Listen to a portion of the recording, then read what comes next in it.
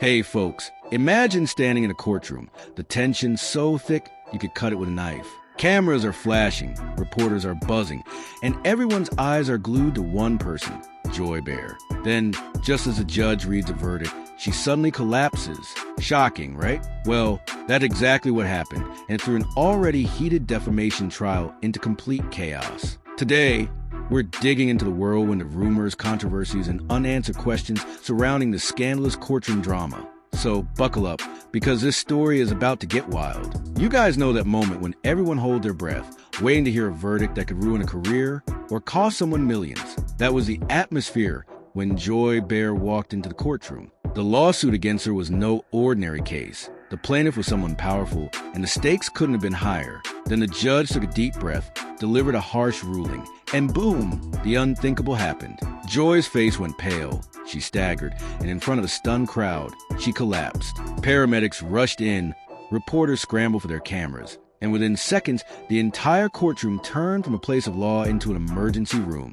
Some folks whispered, "Is she faking it?" Others were legitimately terrified that stress had just triggered something serious. Either way, that dramatic moment seemed to set fire to every news outlet and social media feed in the country. But believe it or not, this collapse was just one chapter of a bigger Messier story. Now, let's rewind to where this all started. Joy Behar isn't shy about sharing her opinions. She never has been. That's part of why people tune in to watch her. However, during one particularly heated segment of her daytime show, she allegedly crossed a line. The plaintiff claimed she threw around statements that were so damaging they cost him big deals and tanked his reputation. The moment those defamation accusations surfaced, folks realized this wasn't going to be a small claim settled quietly behind the scenes. Joy was known for stirring controversy on camera, and for once, her sharp tongue might have landed her in real legal peril. But the roots of her fearless persona stretch much further back to when she first got that big break in stand-up comedy. Long before she was tangling with lawsuits,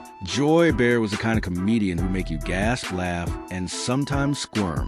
She built her entire brand on being blunt, unfiltered, and totally willing to ruffle feathers. Audiences loved that raw energy, and so did TV executives. They saw a firecracker personality who could keep viewers glued to their screens. So, from small comedy clubs, she made the jump to The View, where her provocative one-liners found a bigger audience. At first, the show thrived on her no-nonsense style. People tuned in specifically to hear her dish out opinions that nobody else dared to voice. But as her fame soared, the controversy started piling up, proving that the same style that made her a star could also become her biggest liability. Once Joy Behar took her seat on daytime television, drama followed close behind. Remember those countless on-air sparring matches with co-hosts or celebrity guests? She wasn't afraid to call people out, sometimes rudely, and it kept fans both entertained and outraged. There were rumors of backstage blowouts, minor feuds turned major headlines, and plenty of off-the-cuff remarks that had producers sweating bullets. All these little controversies might pass by if it weren't for one crucial fact. Joy's words carry weight with millions of people. When she points fingers on national TV, it's not just gossip. It can shift public perception overnight. Some argue that's exactly what happened with her latest legal battle. And that's why, when she marched into court to face the defamation charges, the tension was off the charts. By the time the trial reached its final day, Joy's reputation was hanging by a thread. Her legal team argued that she was simply exercising her right to free speech, that her remarks were opinions, not outright lies. Meanwhile, the plaintiff insisted that her platform gave her enormous influence and she had used it recklessly. Everyone anticipated some sort of penalty, whether a huge fine or a formal apology. But nobody, and I mean nobody, expected the judge to come down as hard as he did. The courtroom fell silent as he read a verdict that was far harsher than anyone predicted. Joy's reaction was immediate and visceral, a stunned expression that melted into shock, and then came that dramatic collapse. But collapsing in court was only the start of the real media circus. Guys, you know how fast social media can go into a frenzy when something huge happens. Well, the second Joy Behar hit the ground, #JoyCollapse started trending. Major news outlets ran nonstop coverage in Twitter or X, depending who you ask, exploded with every possible theory.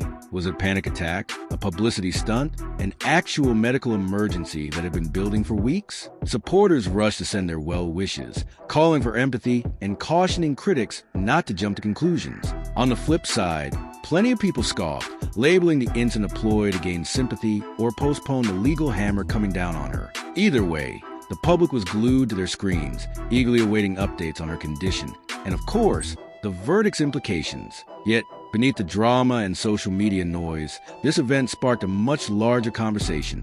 Where do we draw the line between free speech and accountability? This entire lawsuit and Joy's meltdown in court forced everyone to grapple with tough questions. Sure, she's known for big opinions, but do public figures have a limit on what they can say, especially if it hurts someone else's career or reputation? Is punishing a talk show host going too far a step toward responsible media, or is an assault on open dialogue and commentary? Some folks insist she was singled out unfairly, pointing to the many celebrities and influencers who make even more outrageous statements without facing legal repercussions. Others argue that a massive platform demands equally massive responsibility, and if she crossed a line, the law should absolutely hold her to account. And with all eyes on Joy's health and the judge's next move, one question looms. How does this scandal shape her future, and possibly the future of daytime television? For Joy Behar, the road ahead is shrouded in uncertainty. Will she be able to return to The View and pick up where she left off, or is this the end of the line for her on daytime TV?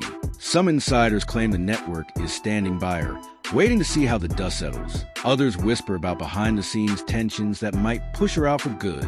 And then there's the impact of her collapse on the ongoing legal proceedings. Will the judge show mercy, considering her medical scare, or will the case barrel forward with no pity for a dramatic courtroom incident? Everyone's got an opinion, but right now, no one has definitive answers. Which leads us to the final piece of this puzzle: how history will remember the scandal, and whether it'll spark real change in media responsibility. Folks, we've reached the end of this wild saga, but the story itself is still unfolding. Joy Behar's courtroom collapse isn't just another scandal. It's a flashpoint that brings up big questions about celebrity privilege, the power of media, and the delicate line between free speech and defamation. Was this collapse a moment of genuine crisis, or a last-ditch effort to escape a devastating ruling? And if she does bounce back, will her future on daytime TV look the same? Those questions don't come with easy answers. But one thing's for sure, Joy Behar's name is going to keep coming up in the days and weeks ahead, both in court and in the court of public opinion. So keep your eyes and ears open, guys. There's more to this story than meets the eye, and it might just reshape the way we view the boundary between bold commentary and legal accountability. Thanks for sticking around. Everyone, this story is far from over, and you won't want to miss what happens next.